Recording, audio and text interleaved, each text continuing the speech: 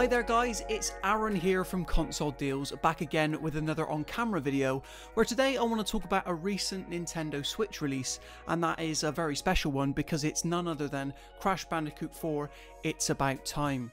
Now this is obviously one of the best games, I believe, that came out last year, living up to the Crash Bandicoot name by being a completely new installment in the long-running franchise, and it stays true to the original formula. Contained levels, 3D platformer, hard as nails in some sections, and of course this is already released on PS4, Xbox and PC. It came out in October of last year. We reviewed it on the channel then. I'll pop a link to our review here. But most excitingly, the Nintendo Switch version is out now, so I thought I'd, pop on by and give you my initial impressions. Haven't spent the time completing the game, but I have played the majority of the, opening couple of hub levels. Now, the first thing to say about Crash Bandicoot, just as a series in total, is that aside from having some pure 90s bangers in tunes like this,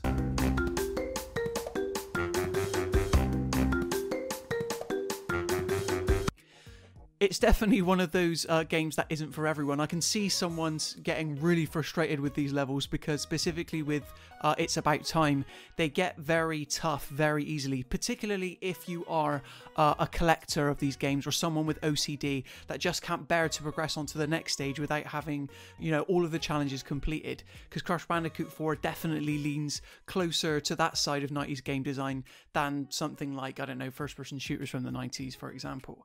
But in terms of the Switch version specifically, I would say that this is very much a solid port. Toys for Bob and Activision have done a really good job making sure that the core Crash Bandicoot 4 experience translates rather nicely, and both in handheld mode and in docked mode, the game looks very, very nice indeed. Now obviously, simultaneously with the Nintendo Switch release, the PS5 and Xbox Series X got the updates to their versions as well. So now you can play Crash Bandicoot 4 in full 4K visuals, or 4K as the developers like to put it. And while the Nintendo Switch version definitely doesn't hold a candle to those versions there, it's here, it's playable, it's very much the same game. So what are the major visual hits? Say you've never played this game before and you've only got a Nintendo Switch, what should you know going in? Well, the first thing you should know is that obviously it's going to run at 720p when you play in handheld, 1080p when you play in docked. But even docked, because of the slightly underpowered hardware, present in Nintendo Switch, the colors are going to look a little bit more washed out. It's still going to do a good job at, portraying and rendering that cartoony vibe that, players tend to associate with Crash Bandicoot. But overall, I would say the textures are a bit more flat, the colours are a bit more washed out, but at the end of the day, you're only going to notice this when you compare versions side by side, and obviously there's YouTube videos out there that go and do that, so if you want to go away and do your own research and find out whether or not this Switch version is worth buying, that's up to you. But here today, I'm here to tell you that this is a solid port. In terms of the performance, it's running at 30, both in docked and in handheld mode, as is typical for third-party Nintendo Switch ports.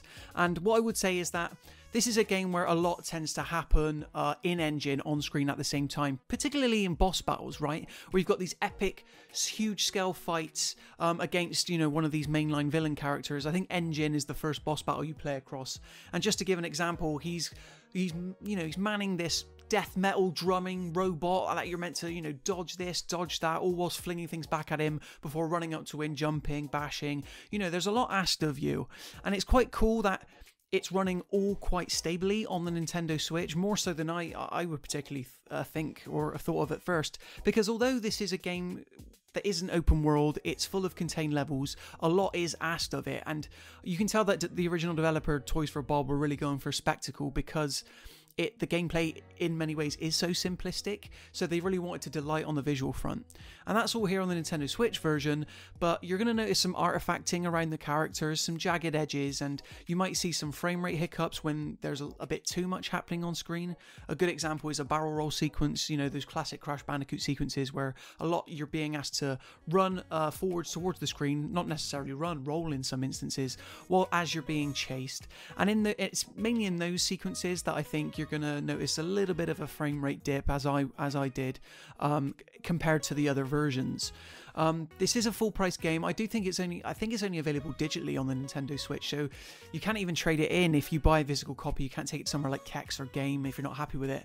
But at the end of the day, I think, you know, those people are going to be very few. This is very much Crash Bandicoot 4 on the Nintendo Switch, and I would say that if you are curious about this one and you haven't picked it up already, it looks a lot better than Crash Bandicoot the Insane Trilogy, but it runs pretty much similar to that port there. So if you've already played the original 3 Crash Bandicoot games via the remake on Switch, again, I think that came out many months after the main console versions.